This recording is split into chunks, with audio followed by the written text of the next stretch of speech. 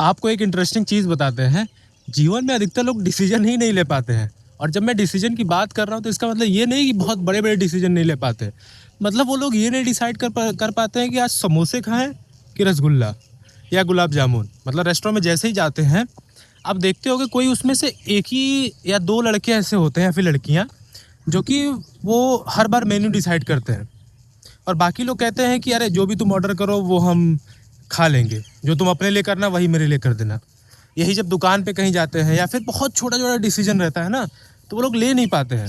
मतलब आज कौन से कलर का टी शर्ट पहने, आज कॉलेज जाए कि न जाए, अगर दोस्त नहीं चल रहा है तब जाए कि न जाए। मतलब एकदम छोटा छोटा डिसीजन नहीं ले पाते हैं।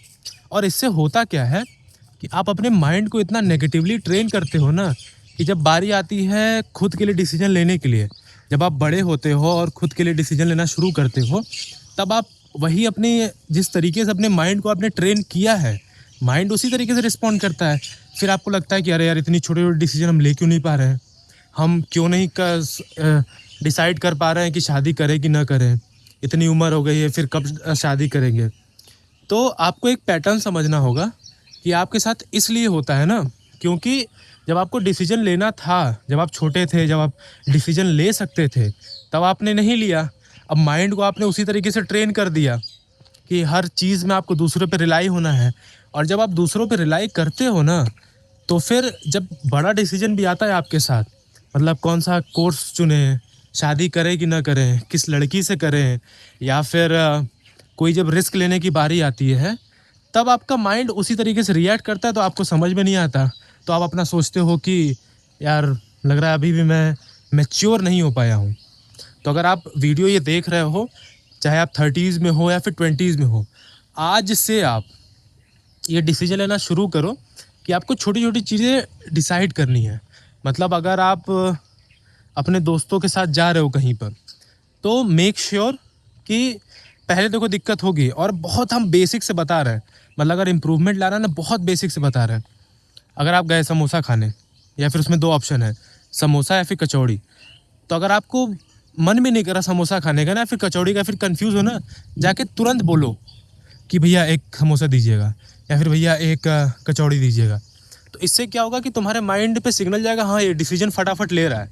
और जब डिसीजन तुम फटाफट लेना शुरू कर दोगे ना, तो फिर आप देखोगे कि जब आप समोसा खरीदने लायक हो जाओगे, तब फिर आप करियर भी चूज़ करने लायक हो जाओगे। फिर आप धीरे धीरे कपड़े भी पहनने शुरू हो जाओगे।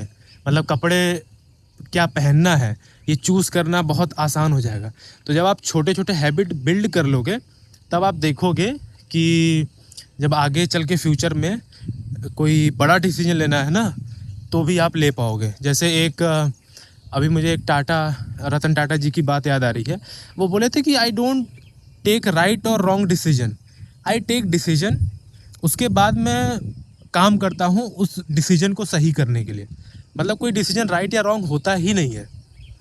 अगर अच्छा हो गया तो बढ़िया था डिसीजन, देखो यार वो लीडरशिप क्वालिटी थी। और अगर ख़राब हो गया, हाँ तो लर्निंग मिलेगी ना। तो इससे आपको डरना नहीं है। तो एक चीज़ याद रखना, और इस चीज़ को भले ही आपको बहुत छोटा सा लगे ये चीज़ कि अरे यार समोसे खाना है या फिर कचौड़ी खाना है, तो इसमें कौन सी बहुत बड़ी बात होगी, लेकिन आप यकीन नहीं मानोगे, इससे इतना ज़्यादा फ़ायदा होगा ना कि जब आपको बड़ा डिसीजन लेना पड़ेगा तो यही आपके काम आएगी। और ये मैं इसलिए बता पा रहा हूँ क्योंकि हम भी पहले डिसीजन उतने अच्छे से नहीं ले पाते, लेकिन हाँ ये चीज़ मुझे रियलाइज़ काफ़ी पहले हो गई थी। जब मैं स्कूल टाइम में था, तभी ये चीज़ रियलाइज़ हो गई थी कि यार हम छोटी छोटी चीज़ों पे डिसाइड कर क्यों नहीं पा रहे हैं। मतलब मेरा दोस्त है, वो फट से डिसाइड कर लेता है कि अरे ये लेते हैं वो लेते हैं, और मेरा खुद का कुछ मतलब है ही नहीं, मतलब खुद का कुछ ओपिनियन ही नहीं है।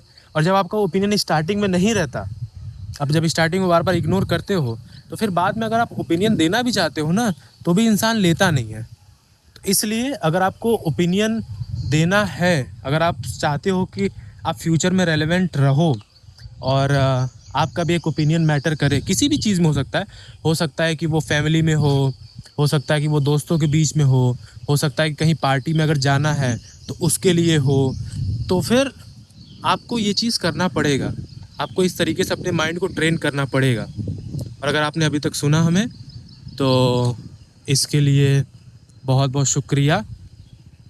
और अगर आप 1-to-1 सेशन हमसे लेना चाहते हो, अगर आप हमसे बात करना चाहते हो पर्सनली अपने लाइफ से रिलेटेड इशू पे या फिर करियर से रिलेटेड इशू पे, तो आप डिस्क्रिप्शन में जो नंबर है उस पर आप कांटेक्ट कर सकते हो, उस पर व्हाट्सएप कर सकते हो। मैं उसको रिस्पॉन्ड करूँगा and we can talk over call और ओवर व्हाट्सएप। तो चलो भाई, तो अभी आगे मिलते हैं किसी नए टॉपिक के साथ। तब तक अपना ख्याल रखना। जय हिंद।